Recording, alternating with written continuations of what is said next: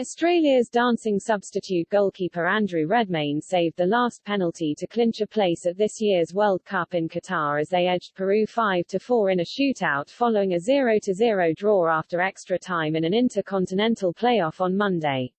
Redmayne danced across the goal line before diving to the right to stop a penalty from Alex Valera and hand Australia a deserved victory at the Ahmed bin Ali Stadium. Redmayne had been brought on 3 minutes from the end of the game for the shootout and became an instant hero with his antics on the line as he looked to distract the rival kickers.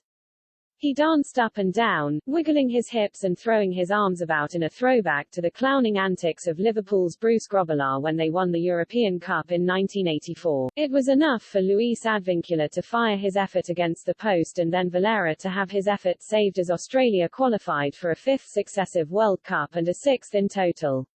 They will play in World Cup Group D with holders France, Denmark and Tunisia. The finals run from November 21 to December 18. "I'm not going to take credit for this," Redmayne said. "The boys ran out there for 120 minutes. It's a team effort. I'm not a hero. I just played my role like everyone else did tonight."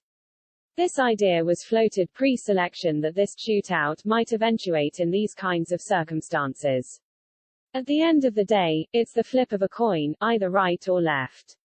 "I am just so proud of the players," Socceroos boss Graham Arnold added. "Really no one knows what these boys have been through to get here. It was so hard, the whole campaign. The way they stuck at it, the way they committed themselves, brilliant." Australia's Martin Boyle had missed their first penalty but they converted the next 5 to silence the thousands of Peru fans who had travelled for the game and provided noisy support but saw their team conjure up few opportunities.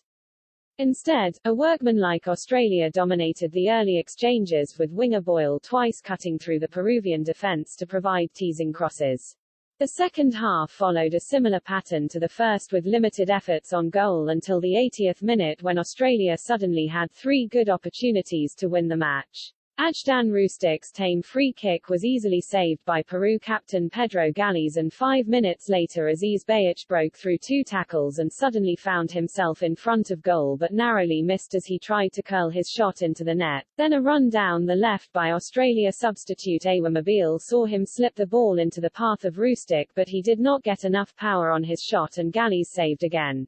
9 minutes into extra time Australia's Matthew Ryan was finally tested by a stinging shot from Edison Flores that the goalkeeper saved. Flores then headed against the post as the South Americans found an extra gear in the closing stages but they were still unable to settle the result after 2 hours of play, setting the stage for Redmayne to emerge as a hero. Peru coach Ricardo Gareca said, "We had the expectation to make it, we were close but unfortunately it was not the case. We are flooded with pain, we gave our utmost, they emptied their tanks and we feel deceived we are out of the World Cup.